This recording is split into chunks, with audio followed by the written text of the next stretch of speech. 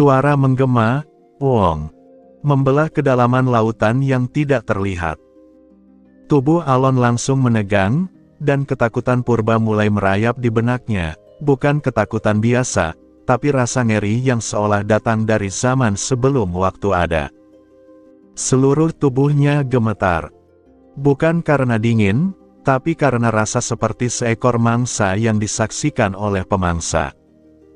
Pikirannya mengabur, dan hanya satu pikiran mendominasi benaknya. Aku harus pergi dari sini. Sekarang juga. Namun bersamaan dengan itu, ia menggigit bibir. Tidak, kalau aku kabur. Aku tak boleh kabur. Aku harus kabur. Radan pun merasakan hal yang sama. Pikirannya dililit kekuatan asing. Hatinya berdesir dengan satu pesan yang diulang-ulang.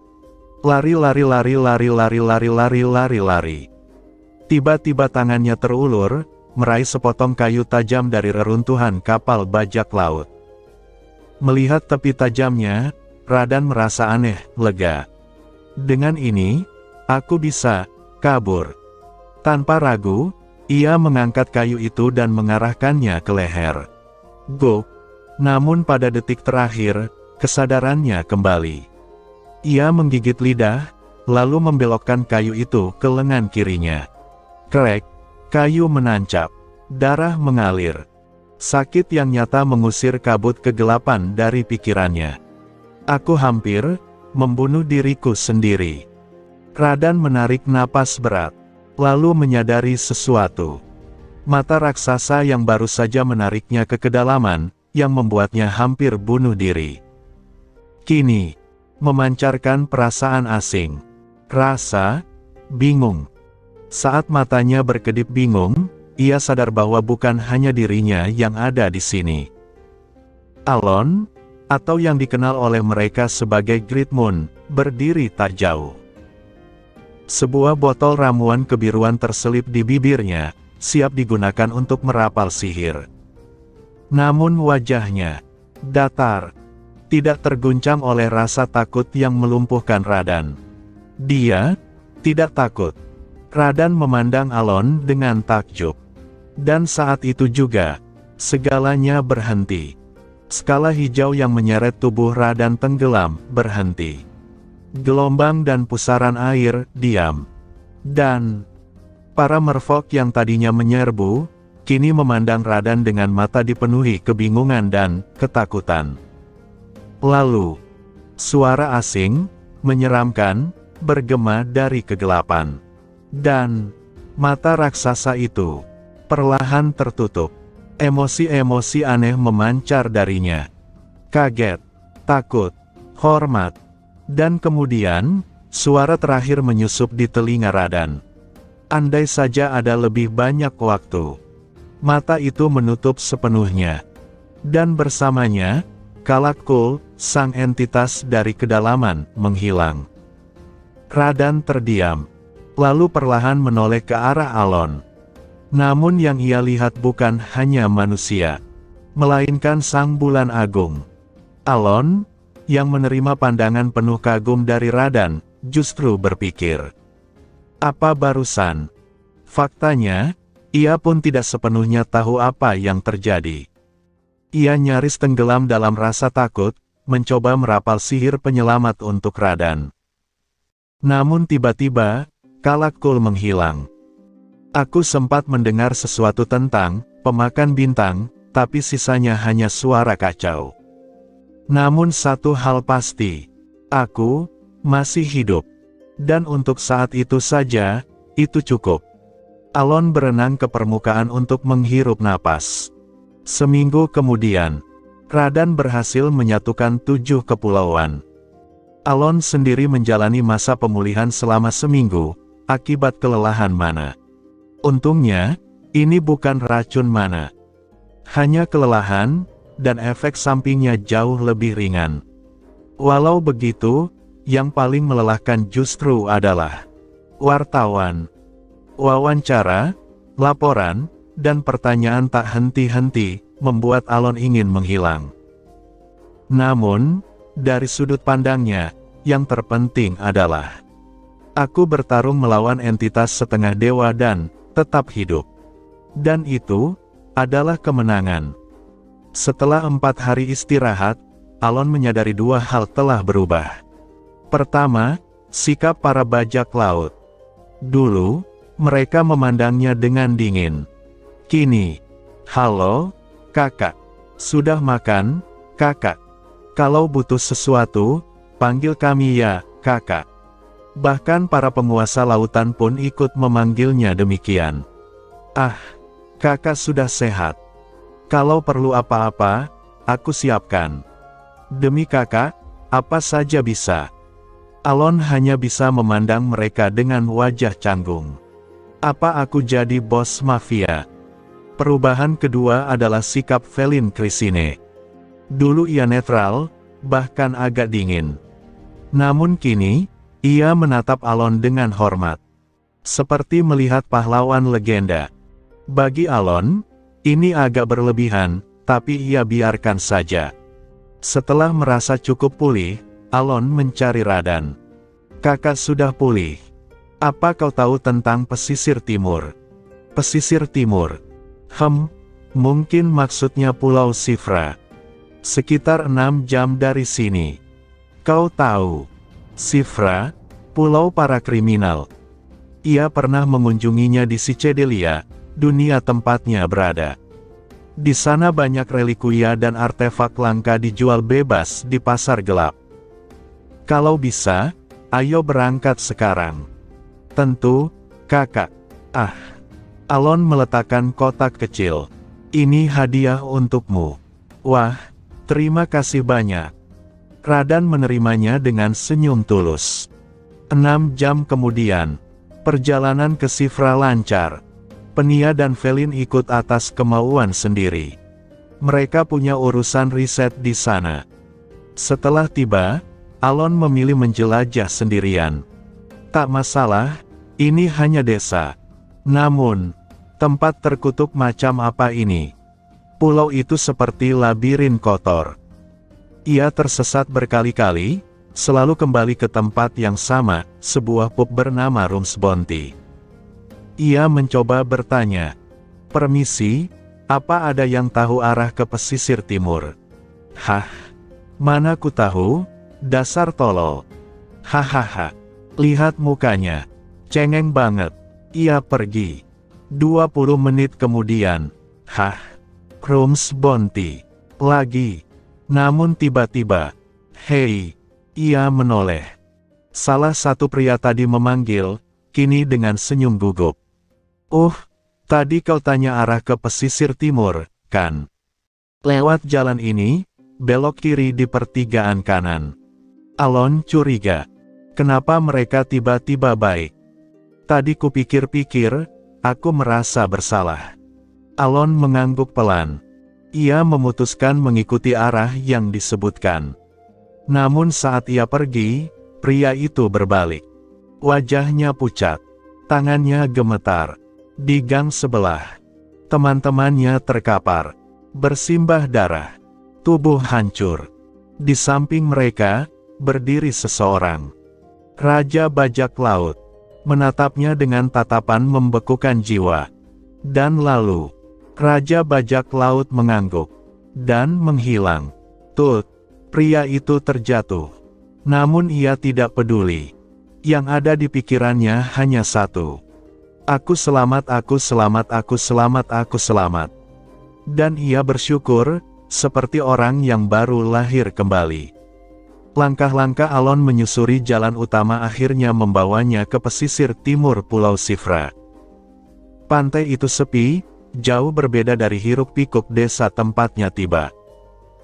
Hanya ada pasir, laut, dan tebing di kejauhan. Aku benar-benar sampai. Ia mengingat kembali pria yang sebelumnya mengejek, tapi tiba-tiba berubah baik dan menunjukkan arah jalan. Wajah Alon menunjukkan ekspresi aneh, campuran rasa curiga dan geli. Ia terus berjalan di sepanjang pantai, lalu mengeluarkan kalung berpola kayu hitam, pemberian dari makhluk yang ditemuinya di koloni. Tak kusangka aku akan bertemu ras asing di tempat terbuka seperti ini. Apalagi yang bahkan tidak pernah muncul di Psychedelia. Dengan kalung di tangan, ia melangkah menuju tebing, hingga tiba-tiba. Di ujung jalan berbatu, seseorang tengah memandangnya. Seorang wanita. Tidak. Seorang putri duyung. Bagian atas tubuhnya tampak manusia, namun bagian bawahnya memiliki ekor ikan panjang dan ramping. Alon mendekat, memastikan pandangannya. "Siapa kau, dan dari mana kau mendapat kalung itu?" Suara wanita itu penuh kewaspadaan, namun indah. Alon menjawab tenang. "Aku datang atas perkenalan dari kaum Dragonkin." "Dragonkin," katanya, "dengan benda ini, aku bisa melihat kebenaran." Putri duyung itu menggumam pelan, menyebut Dragonkin berulang-ulang seolah mengingat sesuatu. "Maksudmu yang berekor panjang itu?" "Ya, kurasa cukup panjang." "Seberapa panjang?" "Sampai bisa membentuk tanda tanya, mungkin." Putri duyung itu mendadak tersenyum tipis. Tampaknya jawaban Alon benar. "Jadi kau memang tamu. Kau datang untuk melihat, bukan?" "Ya. Kalau begitu, ikutlah denganku." Ia meloncat dari tebing, dan menyelam ke laut. Tak lama, di tengah laut, ia menciptakan bola air besar berkilau kemerahan. Bayangan mentari senja menyinari bola itu seperti mutiara bercahaya. "Masuklah." Alon sempat ragu, tapi akhirnya melangkah masuk. Lapisan sihir melingkupi bola tersebut. Kita mulai turun. Bola air itu tenggelam perlahan ke dalam lautan, melewati gelapnya kedalaman. Namun Alon tetap tenang, seolah percaya sepenuhnya pada wanita yang bahkan belum menyebut namanya. Namun rasa dingin merambat ketika mereka memasuki kegelapan total.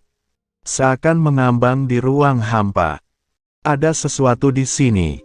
Tiba-tiba, dari kegelapan itu, muncul seberkas cahaya. Lalu, cahaya hijau seperti aurora menyebar di dalam laut. Keindahannya meredakan kegelisahan Alon. Indah. Setelah beberapa saat, kita sampai. Bola air menghilang. Alon kini berdiri di depan sebuah gua bawah laut. Tempat ini, udara terasa normal. Anehnya, ia bisa bernapas seperti biasa. "Ikuti aku." Alon tersentak saat melihat bentuk tubuh sang putri duyung berubah. Ekor ikan itu berubah menjadi sepasang kaki manusia. Hanya insang di leher yang mengingatkan bahwa ia bukan manusia. Transformasi ini hanya bisa terjadi di tempat suci ini. Dengan senyum lembut, ia berjalan masuk ke dalam gua. Setelah sekitar 10 menit berjalan, mereka tiba di sebuah ruang luas. Alon mendongak. Indah sekali. Langit. Ya, langit malam berbintang terbentang di langit-langit gua, meskipun mereka berada jauh di bawah laut. "Apakah itu indah bagimu?" tanya wanita itu tiba-tiba. "Ya, sangat." Namun wajah wanita itu berubah muram. Senyumnya menyiratkan kesedihan yang dalam, bukan sekadar nostalgia, tapi semacam kehilangan. "Aku mengerti. Untuk saat ini, ya." Ia bergumam, suaranya nyaris tak terdengar. "Selamat datang di Sanctuary of Observation.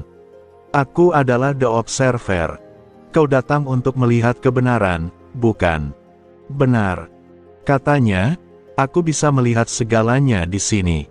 Pilihan yang bijak. Apa begitu? Ya, karena setelah melihat kebenaran, kau akan mengerti segalanya. Wanita itu berjalan ke altar, mengambil sebuah cermin dan menyerahkannya kepada Alon. "Apa ini? Lihatlah ke dalamnya. Kau akan melihat apa yang selama ini kau cari." Alon menatap cermin itu. Wajahnya sendiri tercermin, datar dan tenang. Namun seketika, apa ini? Sesuatu menariknya masuk. Dunia terasa tersedot ke dalam cermin. Dan kemudian, para dewa sejati telah digulingkan. Suara menggema dalam pikirannya. "Mulman, Asteria. Di tempat lain, Hidan, agen organisasi Blue Moon, tiba di wilayah Mulman, daerah kumuh di Asteria yang dikuasai bawah tanah dan diabaikan para bangsawan. Ia datang atas perintah Jawel Deus Machalion untuk mencari para penghasut yang mencoba menjatuhkan Great Moon.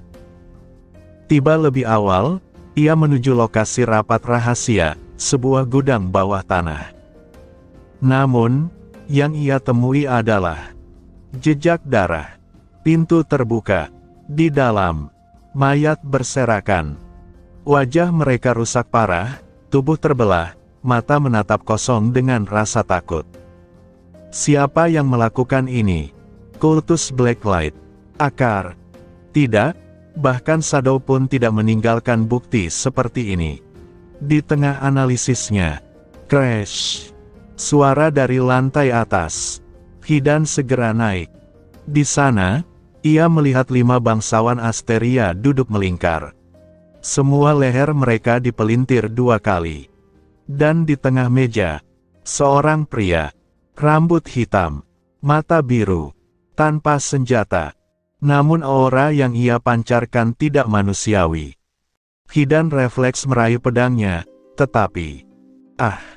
pria itu tersenyum.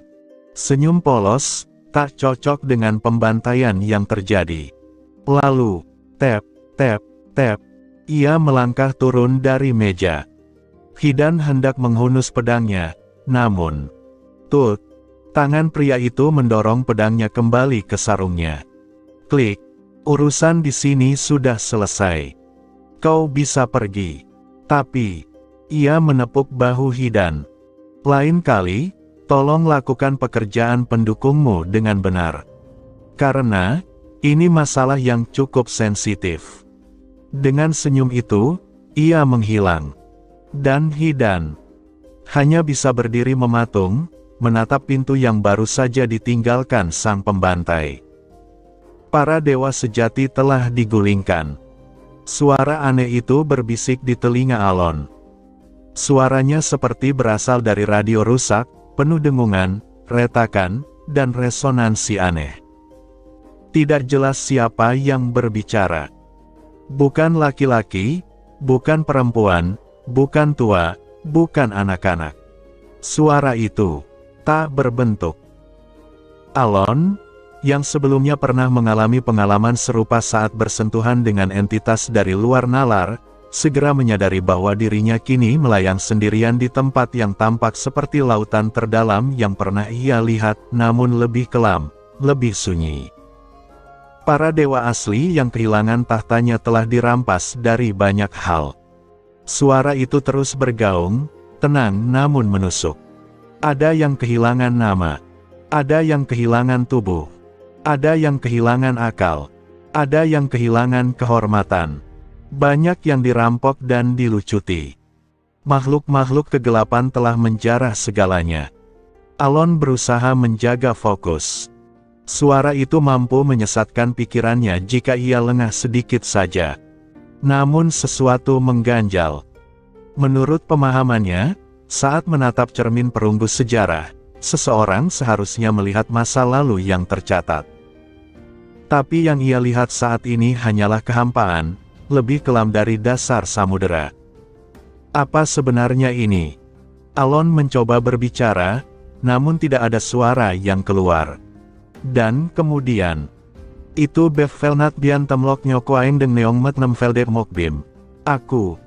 Suara itu meledak dalam telinganya, seperti gemuruh gergaji besi menembus otak. Alon menutupi telinganya, kesakitan. Veldeknat Gut Deng Rong Mup Koaeng Riot Ge Cium Dabe. Retakan suara yang tak bisa dimengerti menyusup langsung ke benaknya. Dan lalu, maka, belum saatnya.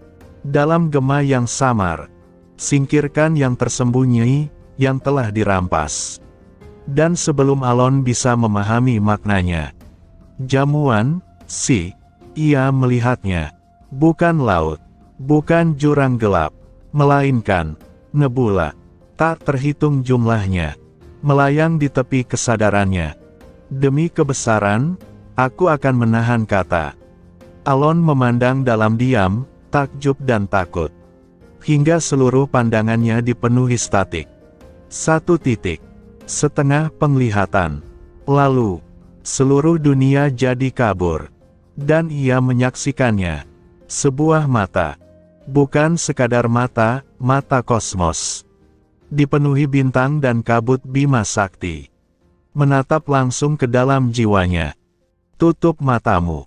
Dan seketika, Alon terbangun. Tubuhnya gemetar, berkeringat dingin. Ia berkedip berkali-kali. Dan menyadari ia telah kembali di dalam kuil pengamat. Di hadapannya, sang observer berdiri dengan wajah cemas. Kau tidak apa-apa. Alon memijat kening, dan saat menyentuh wajahnya, tangan itu berlumuran darah. Darah mengalir dari mata, hidung, dan mulutnya. Beberapa saat kemudian, Alon mengangguk pelan, setelah membersihkan wajahnya dari darah. Seperti yang kuduga, ujar observer. Ini bukan situasi biasa. Ia tampak ragu untuk menjelaskan. Namun akhirnya, dengan nada hati-hati, bertanya. Jadi, kau mendengar suara saat menatap cermin itu? Iya, suara tentang dewa yang dijatuhkan. Berhenti. Jangan lanjutkan. Apa aku tak boleh menyebutnya? Benar. Di tempat ini, atau dimanapun. Menyebutnya bisa membuat mereka yang merayap di akar, muncul. Observer menghela napas. Lalu, melanjutkan. Cermin itu, sebenarnya disebut cermin perunggu sejarah. Ia menampilkan catatan masa lalu, hanya itu fungsinya. Tapi ia menatap Alon lama, lalu berkata dengan suara menahan ketakutan. Kau melihat sesuatu yang lain. Apa maksudmu? Aku tidak tahu. Bahkan aku sebagai pengamat tidak bisa menjelaskan bagaimana entitas bisa menguasai dan meretas kemampuan cermin itu.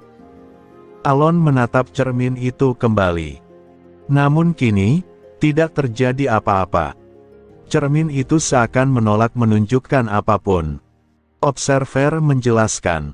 Satu hal yang pasti. Kau telah bersentuhan dengan entitas yang melampaui kapasitasmu. Itulah sebabnya kau berdarah. Jadi, jika seseorang melihat sesuatu yang melebihi batasnya, dampaknya seperti ini. Ia, bahkan bisa lebih buruk, kematian atau kegilaan.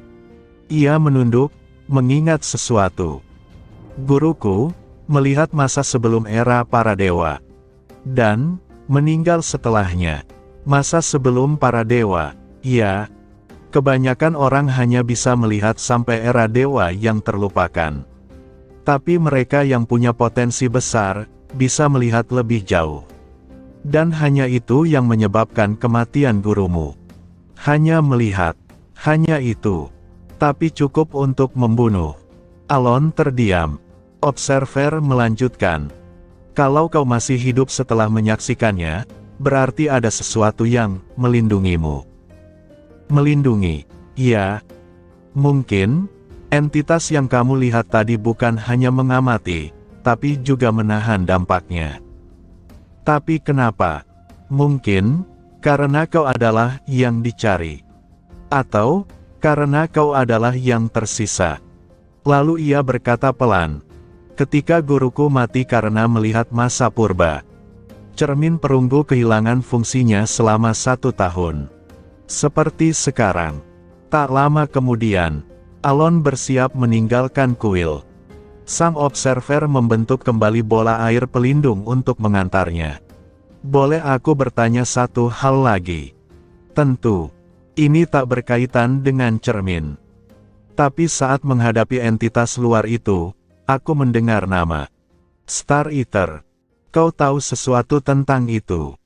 Observer tidak menjawab segera. Wajahnya tampak tegang. Itu bukan nama yang boleh disebut dengan mudah. Tapi, aku tahu sedikit.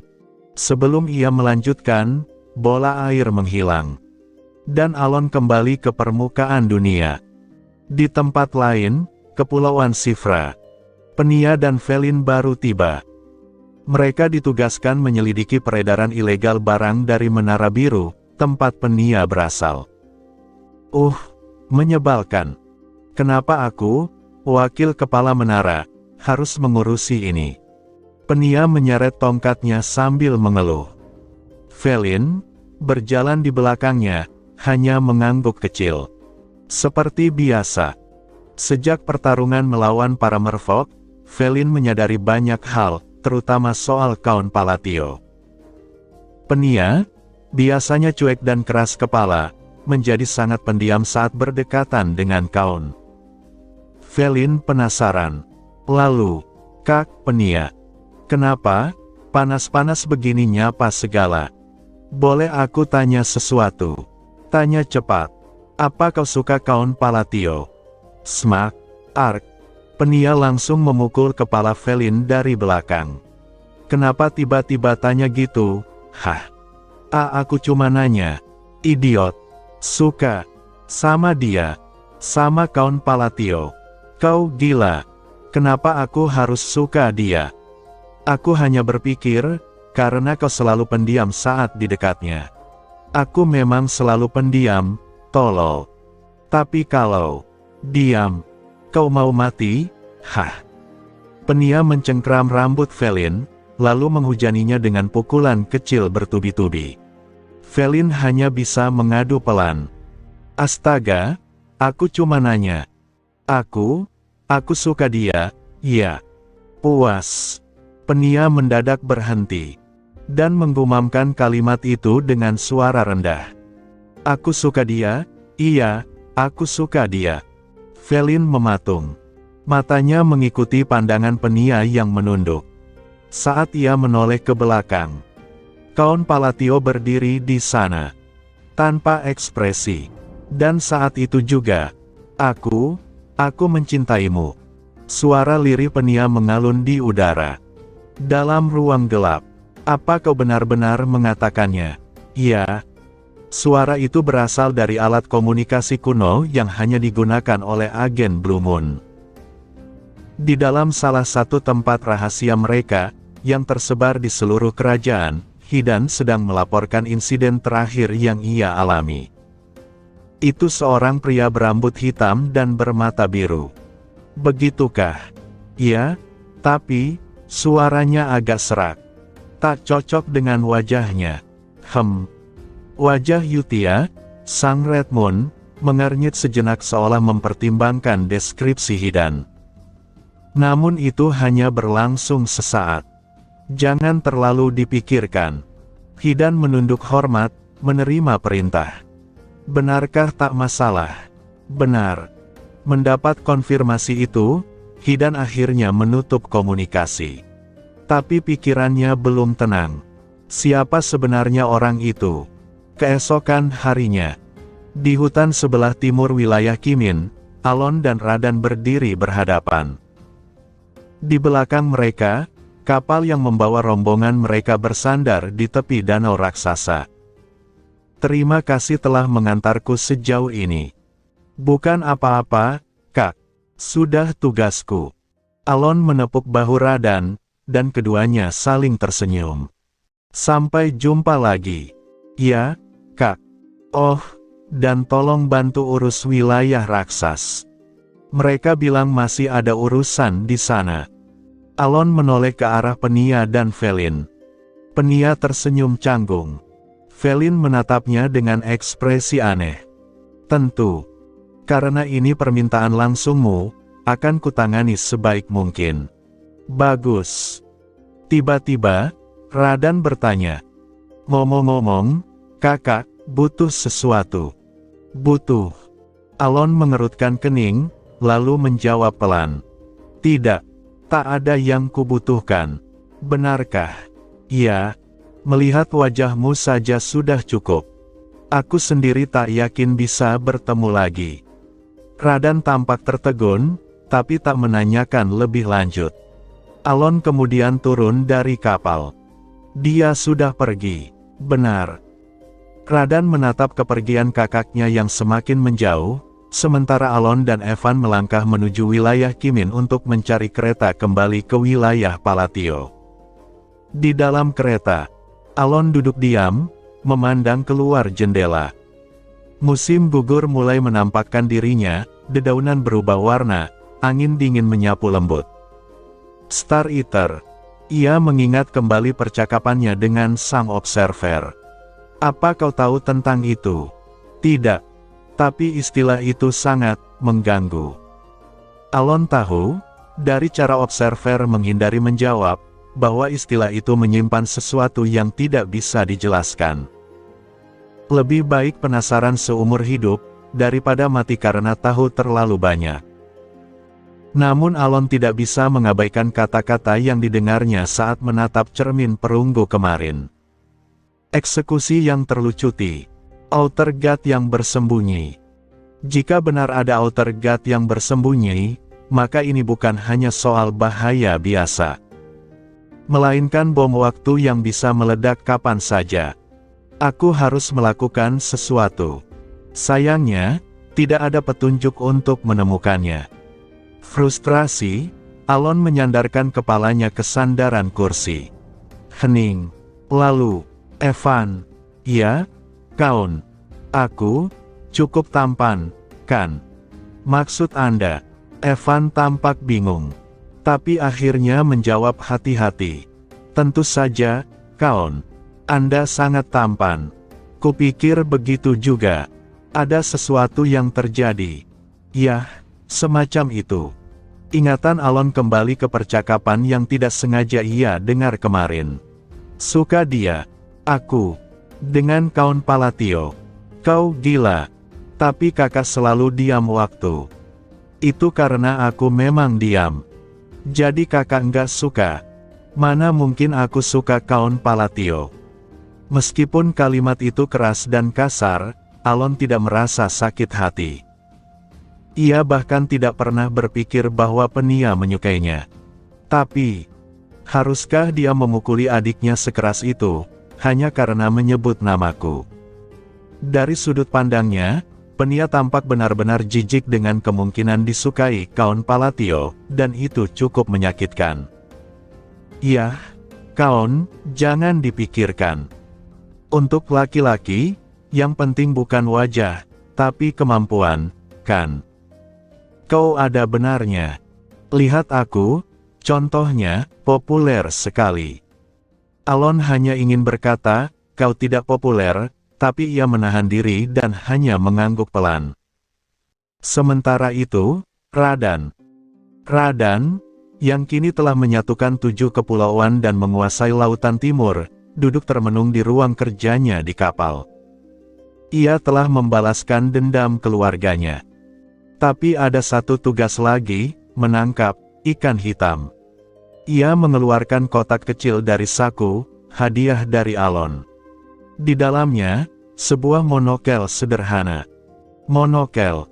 Ia menemukan secarik kertas kecil di dalam kotak itu. Ini akan mengurangi sedikit perfeksionisme. Radan terdiam. Tak pernah sekalipun ia mengatakan kepada siapapun tentang perfeksionismenya yang ekstrim. Namun saat memakai monokel itu, dorongan obsesifnya berkurang. Bagaimana kakak tahu? Ia teringat kembali, Alon juga tahu bahwa para kapten kepulauanlah yang membunuh orang tuanya. Ia tahu terlalu banyak.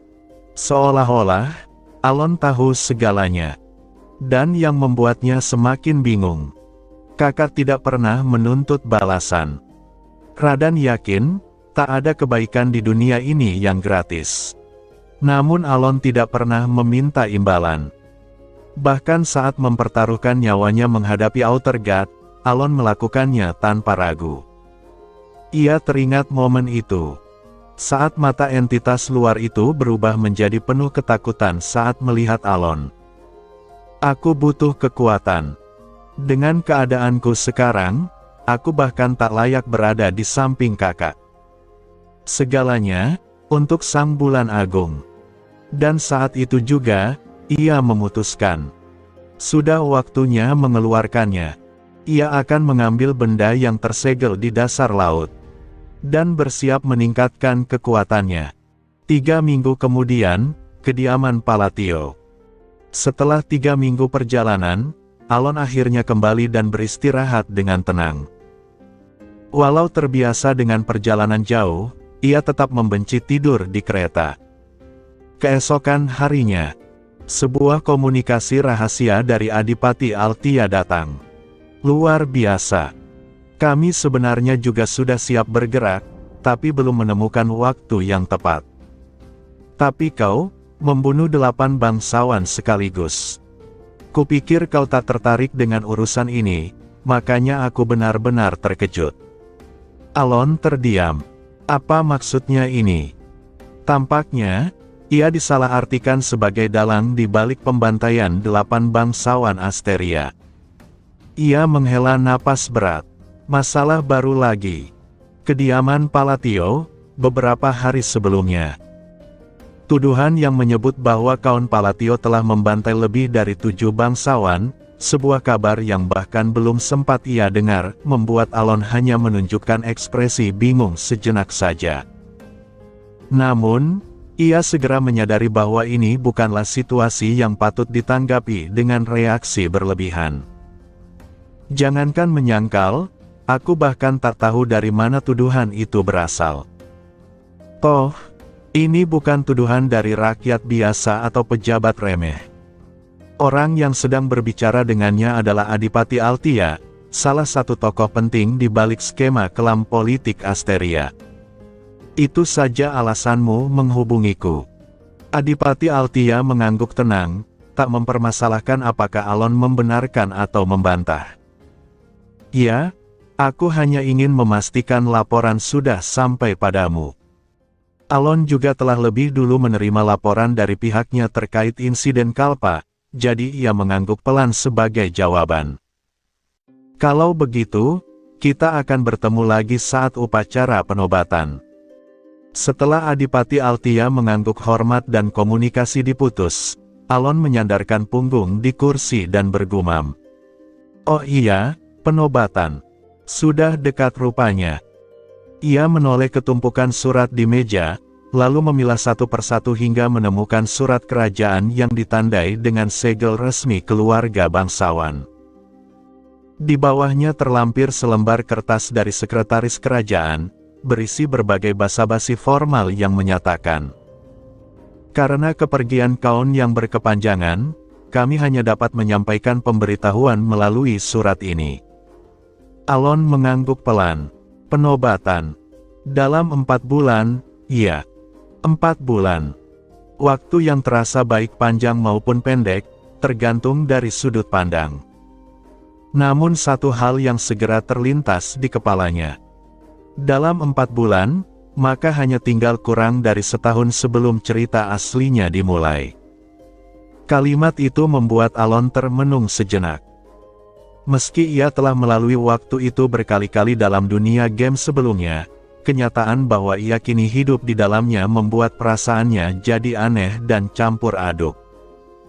Pada waktu itu, jumlah musuh yang akan bermunculan bisa memenuhi seluruh ladang perang. Ia teringat satu demi satu, The Proses sudah disingkirkan, tapi kastil hantu belum diurus. Sambil menghela napas, ia menyandarkan kepala ke kursi.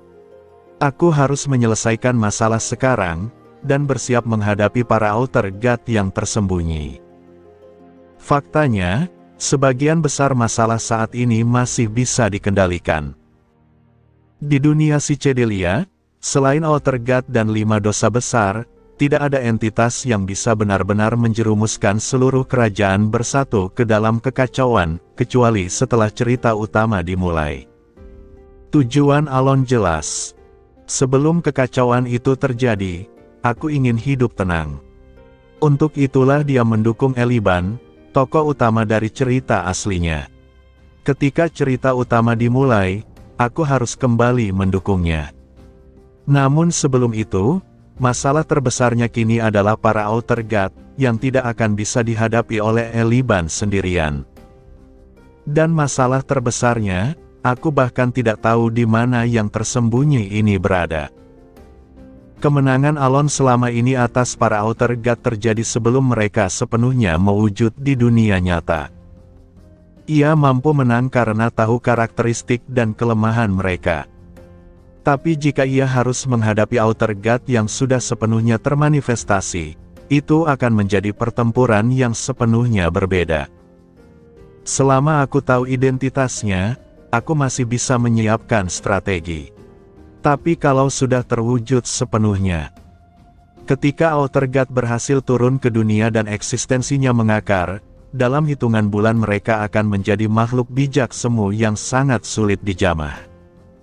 Mereka terlalu kuat. Bahkan jika aku menemukannya sekarang, aku tak akan bisa menang.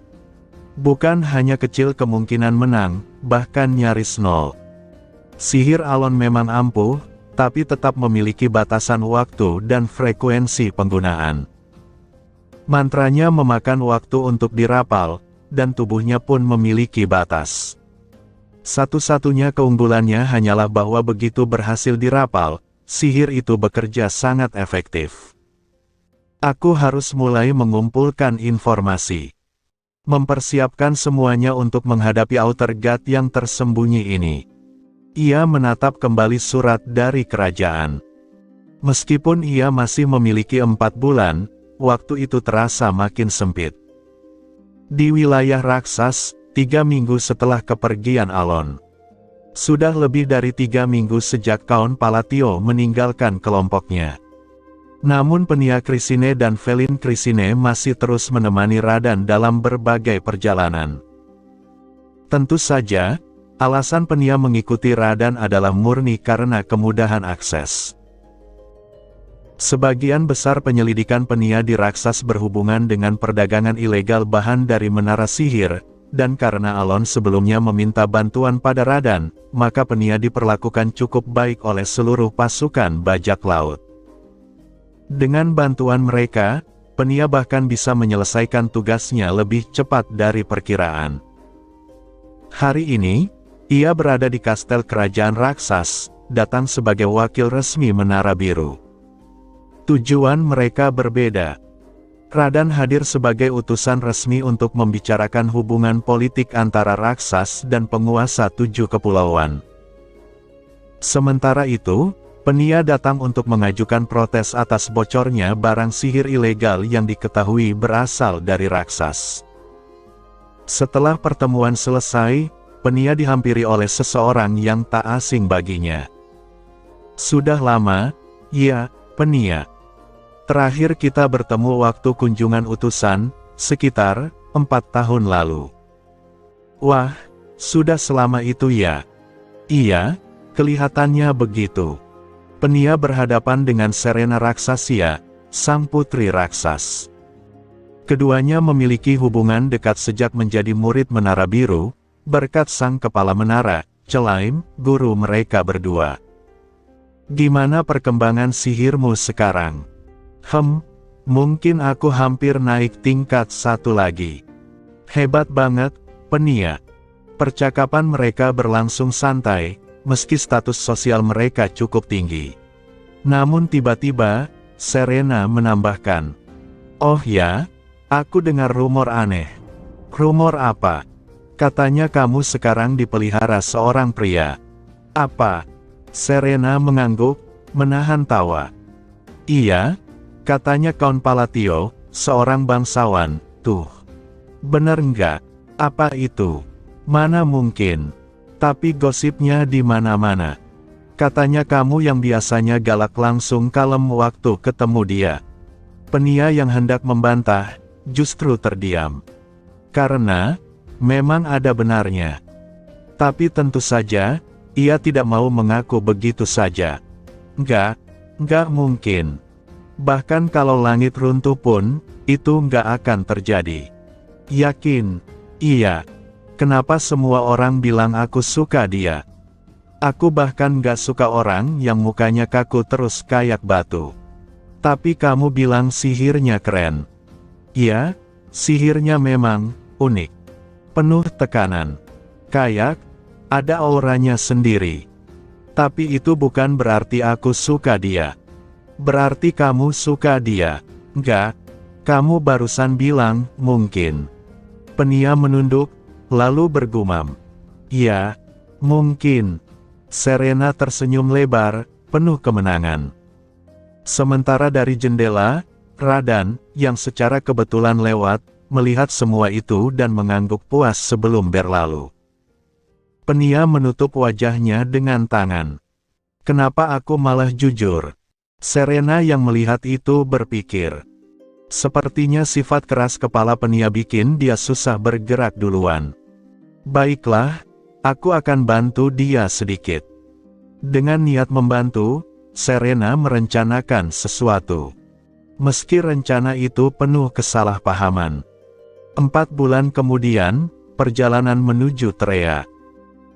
Setelah mengumpulkan informasi soal Outergate, meneliti sihir, dan meningkatkan kapasitas mana, Alon akhirnya naik kereta menuju Trea, ibu kota kerajaan bersatu, untuk menghadiri upacara penobatan. Di dalam kereta, Anda dengar kabar ini belum? Apalagi sekarang, ada rumor soal Anda, tentangku. Ya, rumor bahwa Penia Crisine jatuh cinta pada Count Palatio.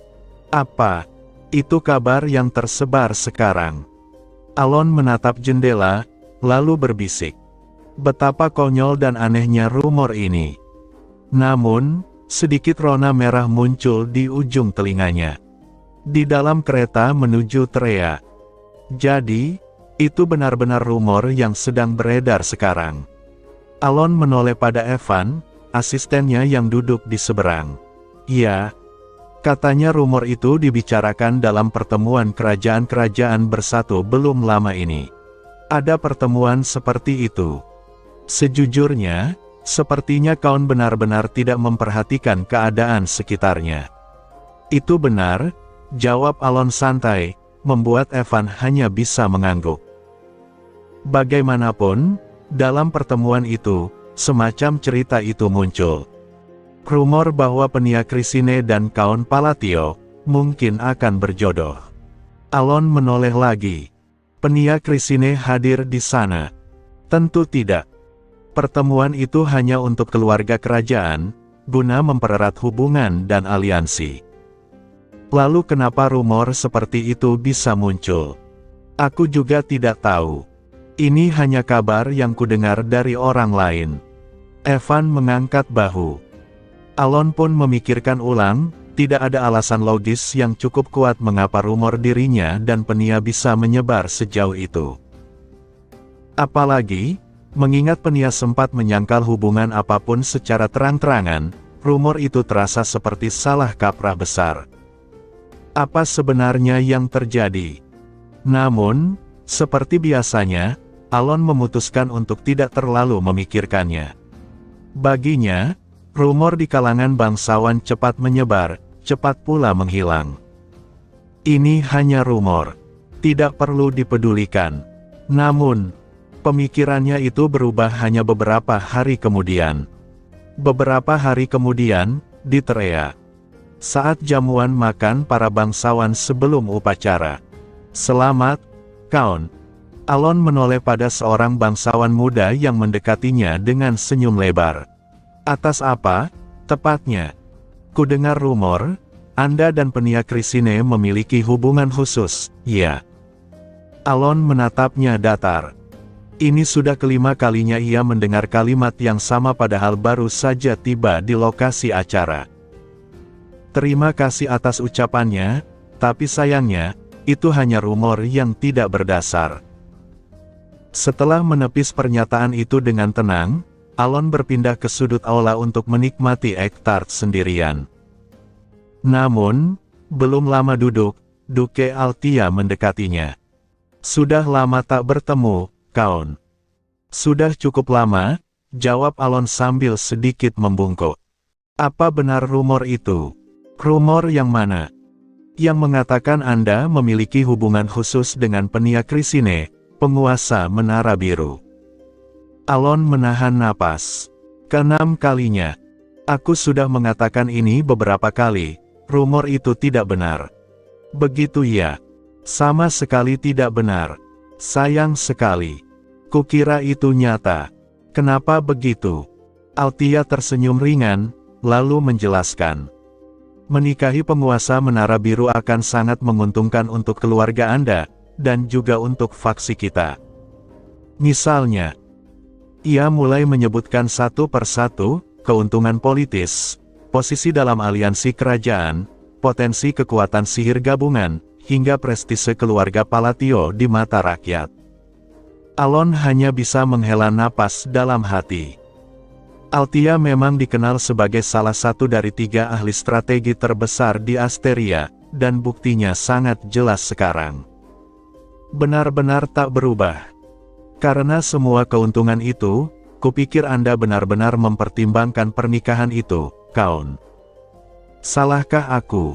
Kau pikir aku menyebarkan rumor ini? Rumor bisa jadi alat yang ampuh, tahu. Kalau disebar sedemikian rupa, pihak lawan bisa terdorong untuk mengiyakan, demi kepentingan kolektif. Alon memelototinya, lalu menjawab datar. Bahkan aku tidak akan sejauh itu. Benarkah? Althea tampak benar-benar terkejut. Ekspresi jujurnya membuat Alon heran sendiri bagaimana orang-orang sebenarnya memandang dirinya. Apa aku terlihat seperti penjahat manipulatif di mata mereka? Saat ia termenung, Althea menambahkan pelan. Mungkin Anda sedikit romantis dalam hal-hal seperti ini, Kaun. Setelah itu, dengan senyum tipis, Althea meninggalkan Alon. Pada akhir malam itu, Alon telah menerima ucapan selamat sebanyak 9 kali. Tidak semudah yang kupikir. Keesokan harinya, upacara penganugerahan gelar.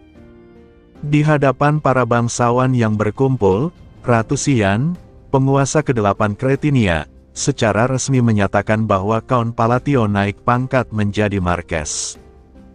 Upacara itu sendiri berlangsung singkat dan formal. Namun secara teknis, Alon masih belum bisa menggunakan gelar Marques secara resmi. Alasannya sederhana. Ia masih harus menerima berkat dari Uskup Agung Kerajaan Suci Rosario. Dengan itu, Alon segera memulai persiapan untuk pergi ke Rosario. Kalau begitu, semoga perjalananmu lancar, ucap Xian. Terima kasih atas perhatiannya, Yang Mulia. Namun saat Alon membungkuk, Xian tiba-tiba mendekat dan, seperti dulu, mengangkat ujung bibir Alon dengan jari telunjuknya. Bukankah sudah kukatakan, kau terlihat lebih baik saat tersenyum. Saya minta maaf, Yang Mulia, jawab Alon sambil membungkuk lagi. Cukup itu saja. Setelah kamu menerima berkat, kembalilah. Kita bicara serius nanti. Dengan senyum ringan, Xian melambaikan tangan dan pergi. Alon yang ditinggalkan hanya bisa berdiri terpaku memandang punggung ratu yang menjauh. Perjalanan menuju Rosario, minggu pertama. Perjalanan dari Asteria ke Rosario memakan waktu sekitar 2 hingga 3 minggu. Namun dibandingkan perjalanannya ke Raksas dulu, kali ini terasa lebih nyaman karena banyak desa dan wilayah tempat ia bisa beristirahat. Saat istirahat di sebuah penginapan di desa Nenda, Evan berkata, "Haruskah aku memanggilmu Marques sekarang? Rasanya aneh. Aku belum resmi, jadi cukup panggil Kaun." "Baiklah, Kaun. Aku menemukan salah satu informasi yang Anda minta." Di sini, Alon tampak terkejut. "Ya, ada broker informasi di desa ini juga. Jadi aku mampir sebentar." "Apa informasinya?" "Tak terlalu besar, tapi, belakangan ini, batu abis dan entitas abisal sering muncul di pasar gelap. Mereka mulai menyebar. Bukan dalam jumlah besar, tapi mulai terlihat sering." Alon merenung. Batu abis dan entitas abisal selalu menjadi pertanda buruk. Benda itu memberi kekuatan ilahi pada yang kuat, dan munculnya mereka di pasar gelap menunjukkan tanda kekacauan besar akan datang. Masalahnya, di cerita asli pun tidak disebutkan secara rinci dari mana distribusi itu berasal. Artinya, ia tak bisa menggunakan ingatan lamanya untuk menghentikan peredaran mereka. Apa kau menemukan sumbernya? Evan menggeleng. Tidak, tapi aku tahu kemana sebagian besar barang itu mengalir. Kemana? Kerajaan Suci Rosario. Rosario. Alon mengernyit. Rosario adalah tempat yang paling tidak mungkin terlibat dengan entitas abisal. Tentu, Rosario juga bukan sepenuhnya bersih. Tapi, abyssal entity, itu keterlaluan. Sepertinya aku perlu menanyakan ini ke Yutia juga. Sekalian aku beri hadiah, mungkin. Alon sudah berencana meminta bantuan Yutia saat tiba di Rosario. Kini, permintaannya bertambah 2. Beberapa hari kemudian, di penginapan Desa Nenda. Sudah waktunya makan malam. Ayo turun. Baik, sahut Evan. Saat mereka turun ke lantai 1, suasana berubah total. Ruangan yang sebelumnya sepi kini berisik luar biasa. Para tentara bayaran. Gumam Alon. Sepertinya begitu, jawab Evan. Tempat ini cukup bagus dalam peredaman suara, ya. Aku juga kaget. Alon memilih duduk di sudut ruangan. Tapi sebelum sempat duduk, hei, berhenti. Seorang tentara bayaran mendahuluinya duduk di kursi itu. Kau lihat apa? Kursi ini punyaku. Alon dan Evan menatapnya dengan heran. Bahkan untuk tentara bayaran, sikap seperti itu kepada bangsawan sangat berisiko. Kau suruh aku duduk di tempat lain, begitu. Bau alkohol menyengat menusuk hidung. Pria itu jelas mabuk berat dan hampir kehilangan akal. Alon hendak menanggapinya, tapi tiba-tiba sadar bahwa seluruh ruangan hening. Tentara bayaran lain masih duduk, tapi semua mata tertuju pada mereka berdua. Wajah-wajah yang sebelumnya ceria kini membeku dalam ketakutan. Kau dengar tidak? Pergi dari sini. Crash. Sebuah botol pecah di kepala pria itu. Ia langsung terjatuh, menggigil di lantai. Alon menoleh, dan di sana berdiri seorang perempuan miskin, memegang pecahan botol dan membungkuk dalam-dalam. Maafkan saya, Kaun Palatio. Alon terdiam sejenak. Ia mengenal perempuan itu. Mayaon. Saya benar-benar minta maaf. Mayaon, Ketua Guild Ancient Trackers, salah satu dari 5 guild terbesar di Lartania. Ia terus membungkuk dalam penyesalan. Sementara itu, di rapat bulanan Blue Moon, biasanya, hanya 5 eksekutif Blue Moon yang hadir di pertemuan ini. Namun kali ini, Hidan diundang khusus karena baru saja menemukan informasi penting tentang faksi yang menentang Sang Bulan. Meski tujuannya serius, suasana rapat malah. Aku mau menikah. Tidak mungkin. Aku mau menikah. Tidak mungkin. Tolonglah, masa kami tak boleh kirim surat juga? Menurutku itu adil. Menatap bulan seperti ini, mengingatkanku pada hari itu, luar biasa, oh, Hidan. Kau dengar kisah tentang Sang Bulan melawan Alter God, belum? Kalau belum, biar aku ceritakan secara detail. Hidan hanya bisa memegang kepala. Pusing. Markas Blue Moon, rapat bulanan.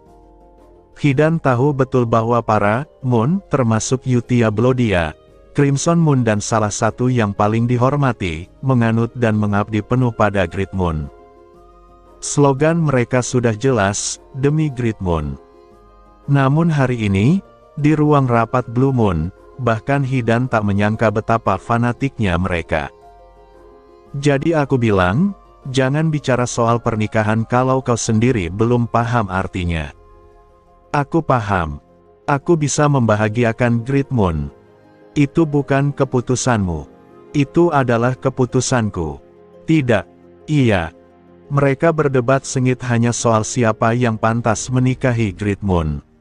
Dan saat topik beralih ke perizinan pengiriman surat cinta.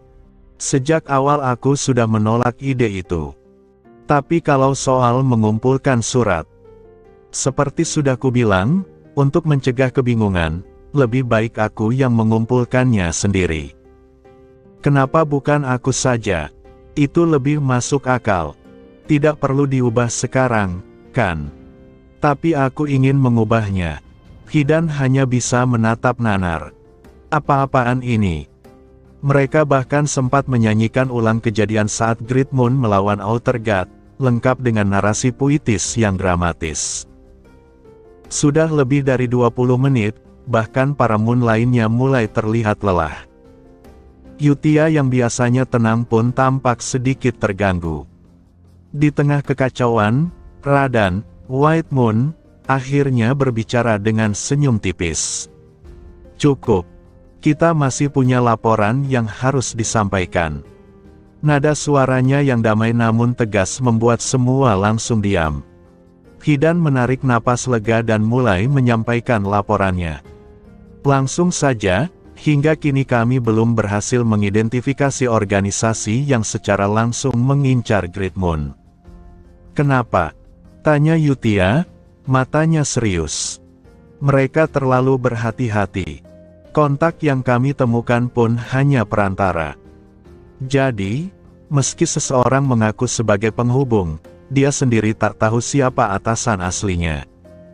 Benar. Hidan menjeda, lalu melanjutkan.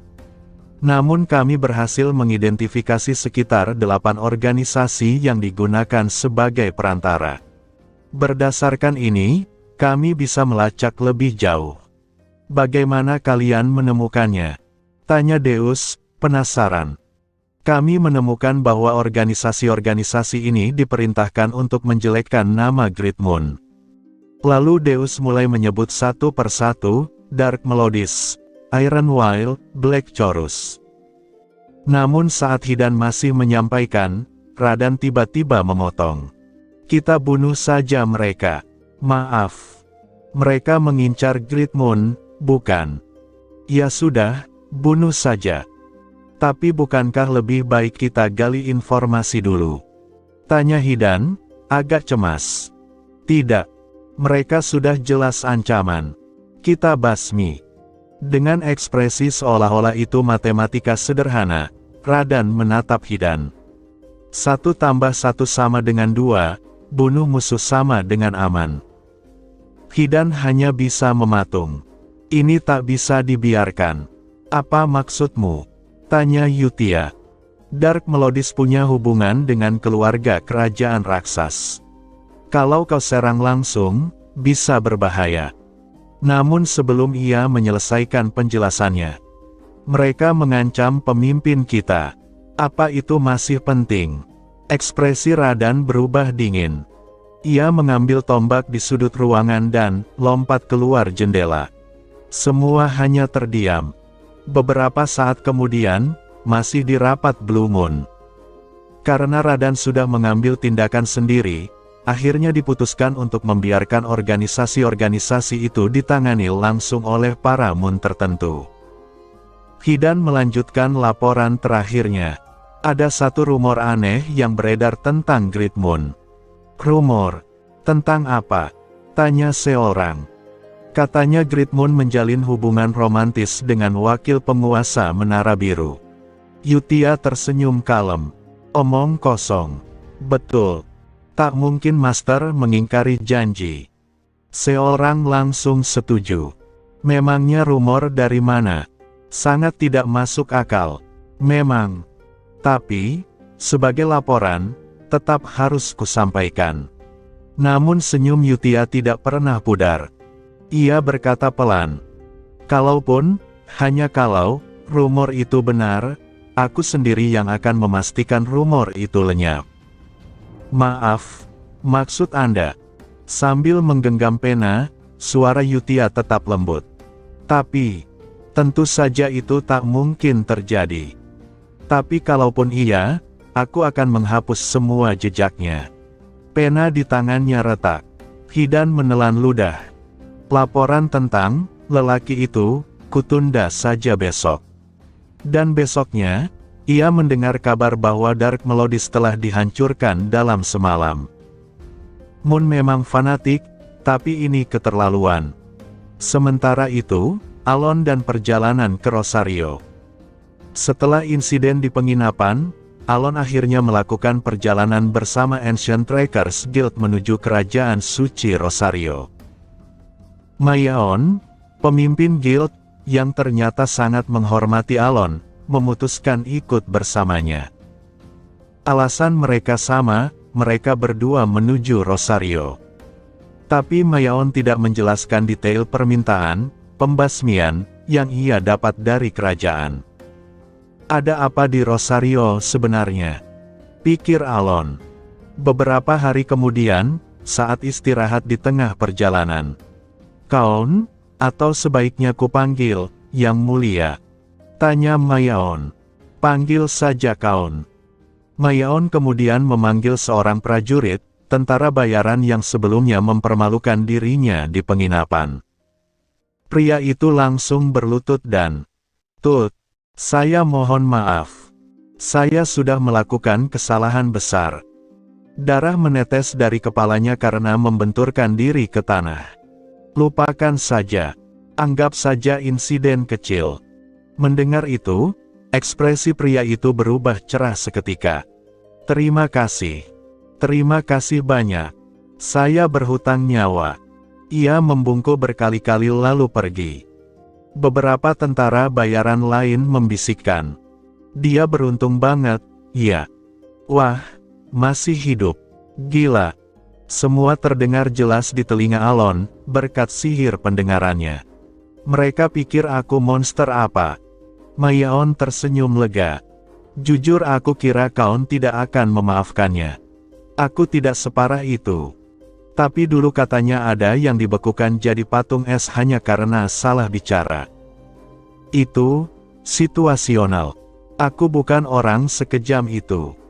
Rumor bilang Kaun akan menghabisi siapapun yang tak disukainya." Alon menatap langit. Ia bahkan pernah menjamu bangsawan menyebalkan dengan sopan. "Kau yakin bisa bicara seperti ini di hadapanku?" "Ahaha, yah, para bangsawan dunia bawah biasanya suka cerita seram, kan?" Alon hanya bisa menghela napas.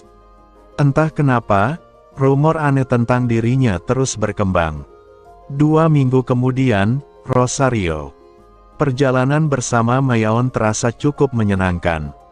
Tanpa disadari, mereka makin akrab. Mayaon sendiri berniat mendekati Alon lebih jauh. Sebagai wanita miskin dari ras kucing, ia sangat tertarik pada pria kuat. Dan Alon, sangat menarik di matanya. "Mungkin aku harus mulai lebih agresif lagi, tapi pelan-pelan, seperti manusia." Namun sebelum sempat melakukan langkah selanjutnya, mereka tiba di Rosario. Dan di sana, seseorang yang tak terduga menanti. "Selamat datang, Kaun." Yutia Blodia menyambutnya secara langsung bersama para paladin. Alon menunduk sopan. Ia terkejut, karena meskipun ia mengirim surat, ia tidak menyangka Yutia sendiri yang akan menyambut. Dari kejauhan, Mayaon terpana. "Wow, cantik sekali." Yutia tampil dalam seragam hitam upacara, dengan tatapan mata merah yang tajam namun memesona. "Jadi ini, Yutia. Tak kusangka Kaun punya koneksi sampai ke tingkat kardinal." Mayaon menelan ludah. Kekagumannya pada Alon bertambah. "Aku harus bergerak cepat. Sainganku terlalu berat." Yutia lalu memerintahkan pengawalan khusus untuk Alon. Namun, sebelum pergi, ia mendekati Mayaon dengan senyum suci. "Mereka bersamamu, benar?" "Ya, betul." Tapi saat Yutia mendekat ke telinga Mayaon, ekspresinya berubah. Ingin mati." Suara dingin menusuk tulang belakang Mayaon.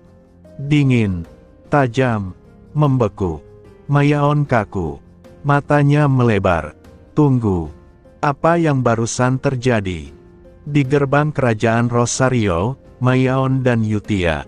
Batin Mayaon berputar kacau. Baru saja ia menyambut senyuman hangat Yutia, Lalu, kalimat aneh dan dingin itu berbisik di telinganya. Ingin mati. Kata-kata yang tidak cocok dengan suasana ramah. Suara yang tidak seharusnya muncul dalam pertemuan formal antar tamu dan penyambut. Mayaon tak langsung membalas. Ekspresinya berubah, senyumnya lenyap, digantikan oleh kerutan kening dan tatapan penuh ketegangan. Ia tahu, di hadapannya adalah salah satu kardinal kerajaan Rosario. Seseorang yang tak bisa ia hadapi sembarangan, apalagi sebagai perwakilan guild. Menahan diri adalah hal yang paling bijak. Namun amarah hasrasnya sebagai miskin mulai mendidih di balik kulitnya. Ia membuka mulut, hendak memprotes. Apa yang barusan kau? Tapi, kata-katanya tak keluar. Bukan karena ia mengurungkan niat. Tapi dunia itu sendiri seperti berhenti. Lidahnya tak bergerak. Udara terasa beku. Waktu membeku. Saat kesadaran datang, Mayaon menyadari bahwa segala sesuatu telah berubah. Cahaya matahari yang hangat kini menjadi merah darah. Rekan-rekannya dan para paladin di sekitarnya tak bergerak, seperti patung batu yang membeku di dunia merah. Apa ini? Mayaon berusaha melihat sekitar, namun sia-sia. Tubuhnya tak bisa digerakkan. Tapi dari sudut matanya, ia melihat jejak-jejak merah seperti garis darah membentuk pola aneh di tubuh orang-orang yang membeku itu. Seketika, naluri bertahan hidupnya menjerit. Ini bukan sihir biasa. Ini ancaman. Ini kutukan. Ini penghakiman. Dengarkan baik-baik. Suara itu terdengar jelas. Satu-satunya suara di dunia yang membeku. Yutia, Kardinal Rosario. Satu-satunya makhluk yang masih bisa bergerak dalam dimensi waktu yang membeku ini. Dengan langkah tenang, Yutia mendekati Mayaon. Matanya, merah darah lebih pekat dari langit di atas. Ekspresi wajahnya tidak lagi hangat, namun tak terbaca, dingin, datar, tapi penuh amarah terpendam. Ia menyentuhkan jari ke tangan kanan Mayaon. Dia bukan orang yang bisa kau mainkan sesukamu. Suaranya tenang, namun setiap katanya menggores seperti pisau. Aku harap kau mengerti maksudku. Sebuah senyum samar muncul di wajah Yutia. Saat itulah, dunia kembali. Langit kembali biru. Suara angin kembali terdengar. Warna kembali ke daun dan tanah. Semua kembali seperti semula. Termasuk Yutia, yang kini kembali tersenyum hangat seperti seorang santo. Namun, mata merahnya masih menatap tajam ke arah Mayaon. Untuk saat ini, kau tamu. Akan kutuntun ke dalam kerajaan Rosario. Lalu ia berbalik, melangkah santai ke arah gerbang dalam. Mayaon berdiri mematung. Apa? Barusan, mimpi. Ilusi. Namun rasa sakit di tangan kanannya mengkonfirmasi kenyataan. Kapten, apa kau baik-baik saja? Tanya salah satu anak buahnya. Kenapa? Kau kelihatan pucat, dan berkeringat deras. Mayaon menunduk. Tubuhnya dibasahi keringat dingin. Tangannya gemetar. Saat ia melihat ke telapak tangan kanannya, ada luka kecil. Tepat di tempat jari Yutia menyentuhnya. Ia kembali menatap ke arah Yutia. Wanita itu masih tersenyum, menaiki kereta menuju kota dalam, lalu melambai kecil ke arah Mayaon. Isyarat yang tampak hangat, tapi penuh ancaman yang menusuk hati. Duk duk duk duk duk duk duk. Detak jantung Mayaon melonjak. Itu nyata, semua itu nyata. Di dalam Rosario, Istana Agung dan Gereja Utama. Alon, yang telah dikawal masuk ke ibu kota Rosario, memandang sekeliling dengan rasa takjub. Tempat ini, benar-benar layak disebut kerajaan suci. Bangunan putih bersih, jalan yang tertata rapi, dan suasana sakral memenuhi udara kota dalam. Tak lama, Ia sampai di katedral utama Rosario, tempat ia kembali bertemu dengan Yutia. Sudah lama, Yang Mulia. Benar. Kau baik-baik saja, Yutia. Tentu. Tapi kadang-kadang aku sedih saat suratmu lama datang. Alon tersenyum. Dibandingkan dengan Sin lainnya, hubungannya dengan Yutia memang jauh lebih akrab. Mereka sering bertukar surat. Setelah beberapa percakapan ringan, mereka membicarakan upacara pelantikan. Upacara akan berlangsung dalam beberapa hari. Besok, kau akan bertemu dengan kardinal penanggung jawab untuk meninjau lokasi. Alon mengangguk, lalu menyela. Yutia, boleh aku meminta sesuatu? Tentu. Permintaan apa? Aku ingin masuk ke Spirit Chamber. Bisa diatur. Ruang roh, ruang rahasia dalam Rosario, konon tempat komunikasi dengan Dewi Sironia. Namun hanya orang-orang tertentu yang bisa masuk, biasanya kardinal atau uskup tinggi yang dipilih. Namun Yutia menjawab tanpa ragu. Bisa. Kalau kau menginginkannya, aku akan mengatur semuanya. Alon terkejut. Benarkah? Tapi bukankah hanya Saint Rosario yang bisa mengizinkan itu? Itu benar. Tapi kalau kau ingin masuk, aku akan cari jalan. Alon menatapnya, agak khawatir. Kalau terlalu sulit, jangan dipaksakan. Aku tahu batasanku, jangan khawatir. Yutia tersenyum manis. Melihat itu, Alon merasa tenang. Dibandingkan Sin lainnya, Yutia benar-benar sudah berubah. Ia setia, bijaksana, tak lagi seperti dahulu. Percakapan berlanjut, dan hari itu pun berlalu dengan tenang. Kerajaan Astalon, kantor Duke Comalon. Dark melodis, hancur semalam. Suara berat Duke Comalon bergema di ruangannya. Di hadapannya, Dark Elf pelapor berdiri diam. Siapa pelakunya? Belum diketahui. Tapi kemungkinan besar, pelakunya berhubungan dengan Count Palatio. Karena instruksi kita juga dikirim ke mereka, ya. Benar. Sama seperti kasus Pigule sebelumnya. Comalon terdiam. Lalu tertawa kecil. Balasan, seperti biasa. Huff. Perlu kami lakukan tindakan balasan? Tidak. Untuk sekarang, hasil dari Abyssal Project jauh lebih penting. Setelah itu, baru kita urus Count Palatio. Dark Elf itu mengangguk. Oh ya, satu hal lagi, saat ini, Count Palatio sedang berada di Rosario. Di Rosario? Ya, untuk pelantikan. Comalon menyeringai pelan. Bagus. Maka sebentar lagi, semua akan mulai. Senyum gelap muncul di wajahnya. Keesokan hari, Rosario. Alon menghadiri pertemuan dengan kardinal penanggung jawab pelantikan. Namanya Kardinal Sergius. Sasalam, Count Palatio. Sasaya, Sergius. Sesenang berkenalan. Suaranya gemetar. Wajahnya pucat. Alon memperhatikannya, lalu menyadari sesuatu. Mata Sergius terus melirik ke arah Yutia. Yutia berdiri di belakang Alon dengan senyum lembut, tapi tatapannya terlalu menusuk. Kenapa dia begitu takut?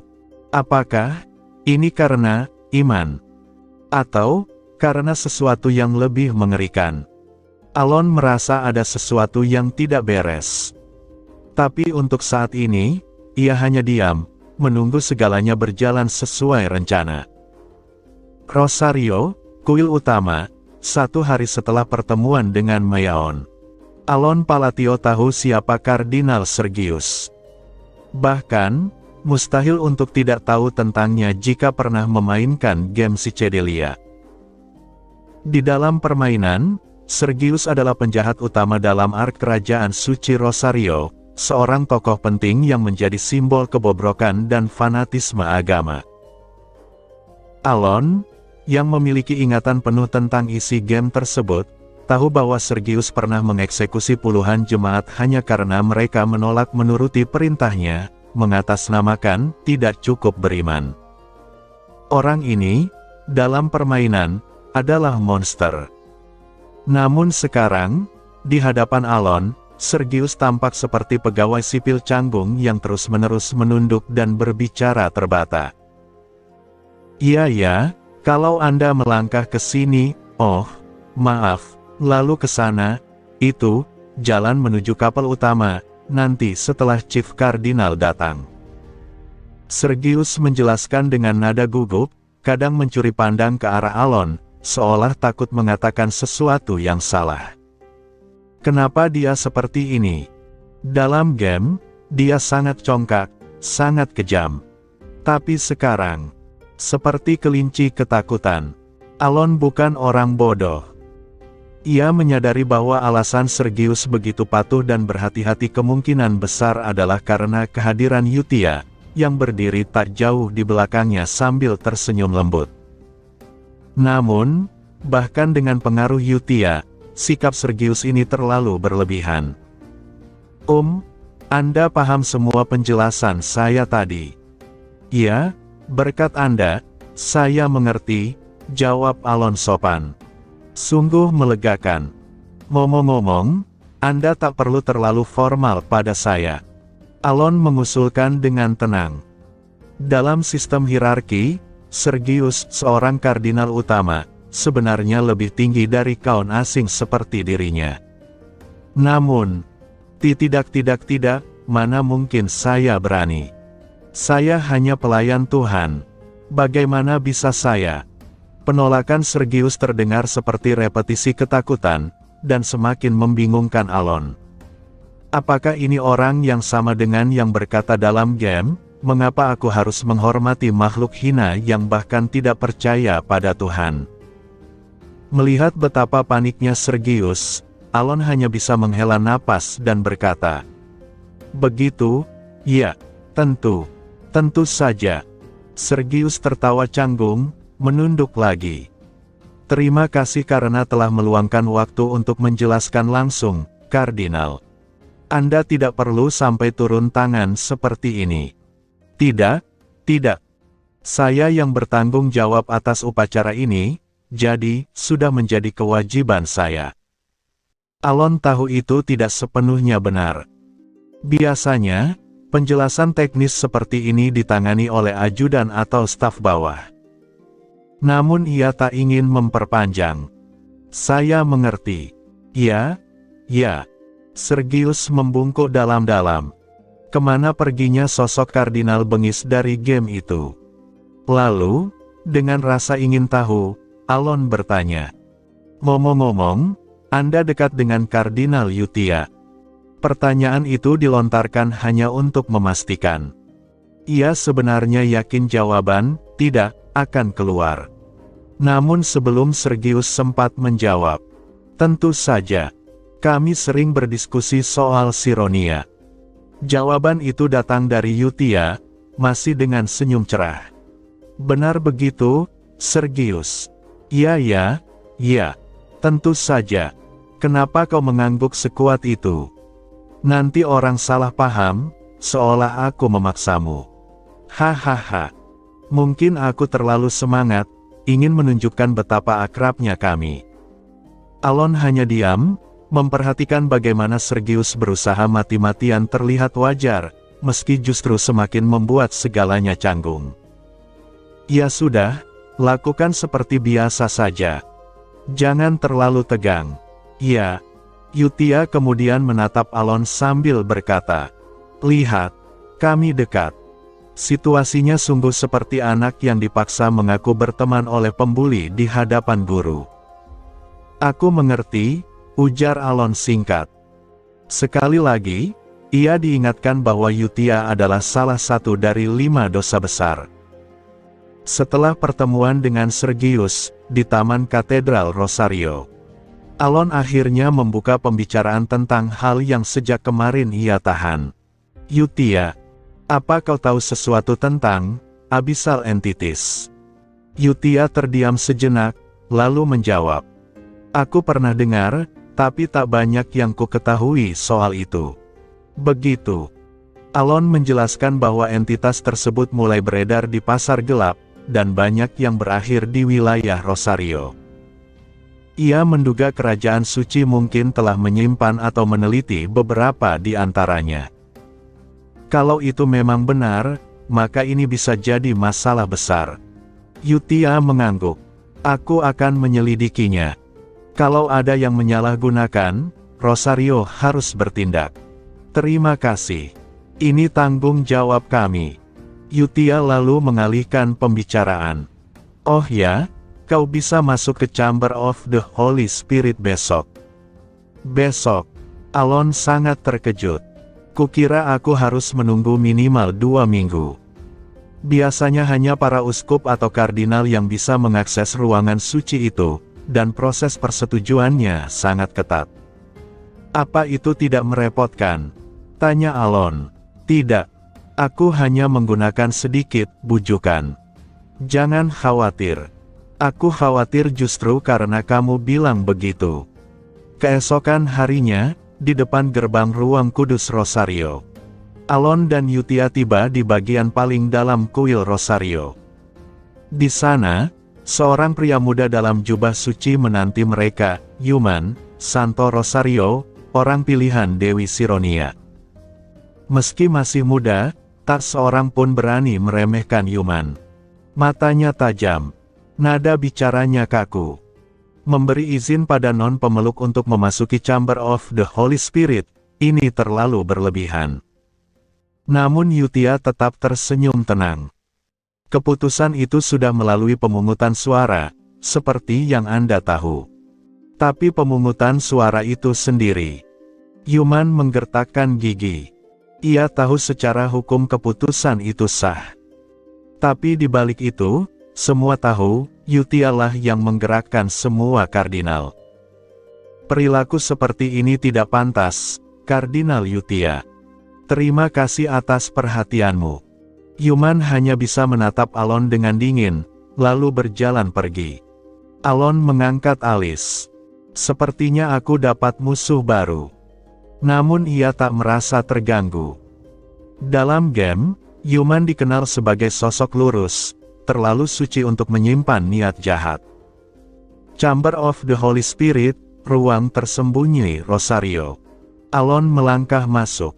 Seluruh ruangan dilapisi marmer putih bersih. Di ujung ruangan berdiri patung Dewi Sironia yang megah, menutupi setengah ruangan. Dalam game, hanya protagonis yang bisa membuat patung ini bersinar. Biasanya, hanya para saint atau tokoh beriman murni yang bisa mendengar suara sang dewi dari patung ini. Namun Alon tahu, ia tidak memenuhi syarat itu. Tapi aku harus mencoba. Ia mengangkat tangannya, membentuk simbol sihir sederhana. Perception. Tepat saat sihirnya mulai aktif. Wong. Cahaya putih yang menyilaukan meledak dari patung Dewi Sironia. Hah? Alon melongo. Cahaya itu, bahkan lebih terang daripada yang muncul di game. Ruang samping, ruang pengakuan rahasia. Yuman, yang diam-diam mengintip dari bilik khusus rahasia yang hanya boleh digunakan oleh Saint, menatap ke dalam. Awalnya, niatnya adalah mengawasi Kaun Palatio, takut jika orang asing itu mencuri relik dari ruangan suci. Namun apa yang ia lihat membuatnya membeku. Tidak mungkin. Patung Dewi Sironia bersinar. Cahayanya lebih kuat dari saat Yuman sendiri menerima wahyu. Di bawah tanah Rosario, tempat suci tersembunyi. Jauh di bawah kota Rosario, yang sekaligus menjadi ibu kota dan nama resmi kerajaan suci Rosario, seorang pria berdiri dalam ruang bawah tanah luas yang dipenuhi jaringan saluran air tua. Di pusat ruangan yang redup cahaya itu, ia tampak seperti anomali, tersenyum lembut dalam kesunyian yang kelam. Pakaian jubah upacaranya berwarna gelap, dan di lehernya tergantung liontin dengan simbol bulan milik Dewi Sironia. Dialah Under D, kepala Kardinal Rosario. Kau sudah datang, gumam Underde tenang. Dari balik bayangan, seorang pria berjubah hitam dari ujung kepala hingga kaki melangkah perlahan, seolah bayangan itu sendiri menolak melepaskannya. Ah, seperti yang kuduga. Tak bisa menyembunyikan diriku dari mata seorang kardinal. Suara pria berjubah itu terdengar ceria dan santai. Ia melangkah lebih dekat sambil melambaikan tangan ringan. Tut! Sebuah kotak jatuh di hadapan Underde. Ukurannya tidak besar, tapi juga tidak kecil. Namun yang jelas, kotak itu memikat perhatian penuh sang kardinal. Silakan periksa sendiri, ucap pria berjubah sambil tersenyum dari balik topeng. Underde berlutut. Dengan tenang ia membuka kotaknya. Namun saat melihat isinya, ia membelalak pelan. Oh, puluhan, mungkin lebih dari 50, abyssal core tersusun rapi di dalam kotak itu. Batu-batu jahat, sumber kekuatan dari dunia kegelapan. Underde segera menutup kotak itu kembali dan berdiri. Ia menunduk hormat. Terima kasih, saudara. Berkat ini, ritus kelahiran bisa segera dimulai. Ah, jadi itu benar, kau akan melangsungkannya? Tanya pria berjubah itu, tertarik. Selama jadwalnya tidak berubah, tentu. Sang pria berjubah mengangkat bahu, hendak pergi, namun tiba-tiba berhenti. Boleh aku bertanya sesuatu? Tentu. Silakan. Dengan senyum lembutnya, Underde memberi izin. Pria berjubah itu tampak ragu sejenak, lalu berkata, "Kenapa seseorang sepertimu, kepala kardinal, ikut campur dalam hal seperti ini?" Underde tidak langsung menjawab. "Kalau ini terlalu pribadi, kau tak perlu jawab," tambahnya. Akhirnya, Underde menjawab pelan. "Karena aku ingin menemukan keselamatan." Keselamatan. Nada heran itu terdengar jelas dari balik topeng sang pria. Underde mengangguk. "Saudaraku, menurutmu, apa itu ketuhanan?" Terus terang, aku belum pernah terlalu memikirkannya. Menurutku, ketuhanan itu tidak adil. Pernyataan itu mengejutkan, terutama jika diucapkan oleh kardinal tertinggi dalam kerajaan suci. Izinkan aku bertanya sesuatu. Underde perlahan mulai berjalan di sepanjang lorong, suaranya tenang, namun berat. Ada orang-orang yang setiap hari berdoa. Ada yang rela meninggalkan keluarga demi misi suci. Ada yang membunuh demi nama Tuhan. Ada pula yang merangkak di tanah, kelaparan, namun tetap memohon sepotong roti kepadanya. Ada yang mengorbankan tubuhnya demi pengabdian. Ada pula yang menyembuhkan, berdarah-darah, untuk menghidupkan namanya. Suara Underde perlahan penuh beban. Tangannya gemetar kecil. Mereka semua percaya. Tapi dari semua itu, siapa yang kira-kira akan didengar oleh Sironia? Pria berjubah tak menjawab. Underde tersenyum. Tidak perlu berpikir. Karena jawabannya, tidak ada yang pasti. Tuhan tidak menyelamatkan siapapun. Sironia hanya bertindak sesuai kehendaknya. Matanya redup, senyumnya tak berubah. Bahkan jika seseorang berdoa puluhan tahun, jika dia tak disukai, dia tak dapat apa-apa. Tapi jika seseorang menarik perhatiannya, meski tanpa iman, dia bisa mendapat berkah. Iman tidak berarti Tuhan hanya makhluk egois. Hening menguasai ruangan. Namun Underde kembali tersenyum, kali ini penuh ketulusan, atau mungkin kegilaan.